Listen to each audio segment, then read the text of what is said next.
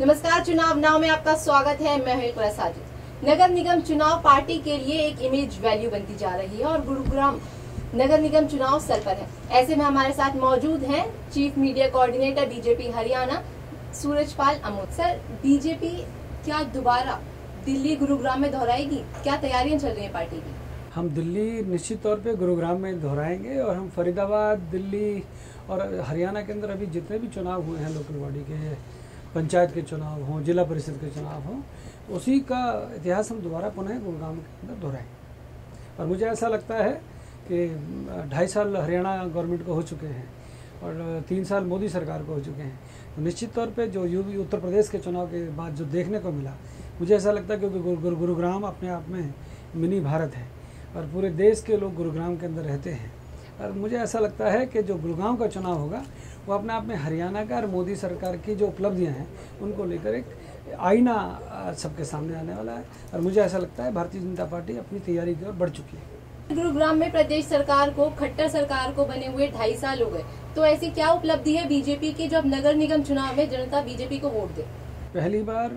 हरियाणा के अंदर जो मनोहर लाल जी की सरकार है, मुख्यमंत्री मनोहर लाल के नेतृत्व में जो 2.5 साल के अंदर हमारी उपलब्धियां हैं, खासतौर पर गुरुग्राम नगर निगम की मैं बात करूं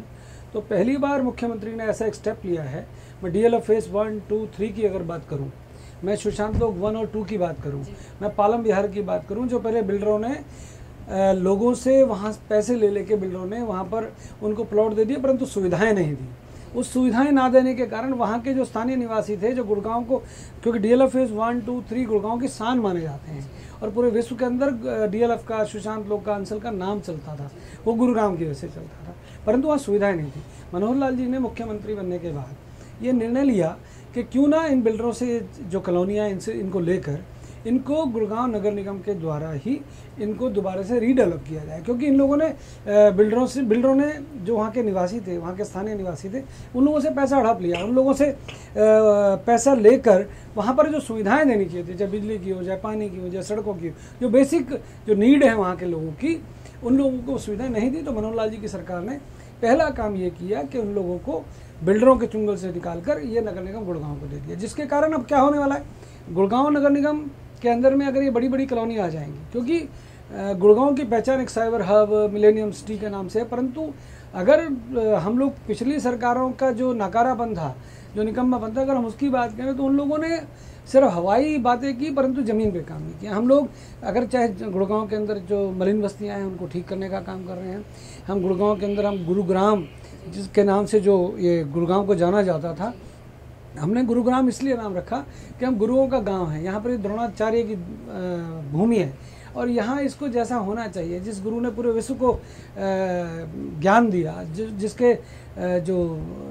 स्टूडेंट थे वो अर्जुन और युधिष्ठिर जैसे थे, परंतु गुड़गांव की अगर हालत को देखें, ऐसी ऐसी बस्तियां मैंने गुड़गांव के अंदर सरकार आने से पहले देखी थी जिनके अंदर कोई सुविधाएं नहीं थी। परंतु आज मैं अशोक विहार की बात करूं, मैं पटेल नगर की बात करूं, मैं जयकमपुरा की बात करूं, मैं सेक्टर 4, सेक्टर 7 की बात करूं, वहाँ पर सुविधाएँ हम लोगों ने पहुँचाई हैं। और जन जन तक सुविधाएं पहुँचाने का मतलब ये है कि हम लोगों ने जो सुविधाएं दी, आज से पहले सुविधाएं तो लोगों को मिली होंगी, परंतु वो नाम मात्र की सुविधाएं थी। हम लोगों ने लोगों की छोटी से छोटी सुविधाएं उन तक पहुंचे, क्योंकि अगर मैं बिजली, पानी, सड़क भी अगर मैं अपनी जनता को ना दे सकूं, अपने लोगों को, वहाँ के निवासियों को ना दे सकूं, तो हम लोगों ने वो काम करने का प्रयास किया है और हम लोगों को सुविधाएं दी है। तो मुझे ऐसा लगता है इसलिए लोग हमारे को चुनेंगे, हमारे काम को सराह रहे हैं और सराहेंगे। क्या तैयारियां हैं पार्टी की और आगे की प्लानिंग क्या है? क्या युवा लोगों को वरीयता दी जाएगी या फिर अनुभवी लोगों को? भारतीय जनता पार्टी का अपना एक युवा विंग है और भारतीय जनता पार्टी का जो हरियाणा प्रदेश की इकाई है उसमें ऑलमोस्ट में अगर प्रदेश अध्यक्ष भारतीय जनता पार्टी के सुभाष बराला है, वो स्वयं भी युवा हैं और उनसे लेकर अगर मैं नीचे तक की बात करूँ, गुड़गांव नगर निगम के अंदर जो उम्मीदवारों की बात आप करो, युवा होंगे, निश्चित तौर पर युवा होंगे, परंतु जो तजुर्बेकार, जो अनुभव वाले जो कार्यकर्ता हैं वो भी, उनका होना भी आवश्यक है। और मुझे ऐसा लगता है गुड़गांव के अंदर जो नगर निगम की जो तस्वीर आने वाली है, वो जो यहाँ की महिलाएं हैं, बहनें हैं, उनका भी बहुत, क्योंकि हम लोगों ने काफ़ी लोगों से प्रोफाइल मांगा है और जो प्रोफाइल हमारे पास आए करीब 350 से ऊपर, यानी कि हमारे को एक वार्ड से 10-10, 12-12 एप्लीकेशंस अभी भारतीय जनता पार्टी के बस जिला गुड़गांव की इकाई के पास, जो यहाँ के जिला अध्यक्ष भूपेंद्र यादव, उनके पास आ चुकी है। तो मुझे ऐसा लगता है उसके अंदर मोस्टली जो हैं वो युवा चेहरे हैं और उन लोगों का इंटरेस्ट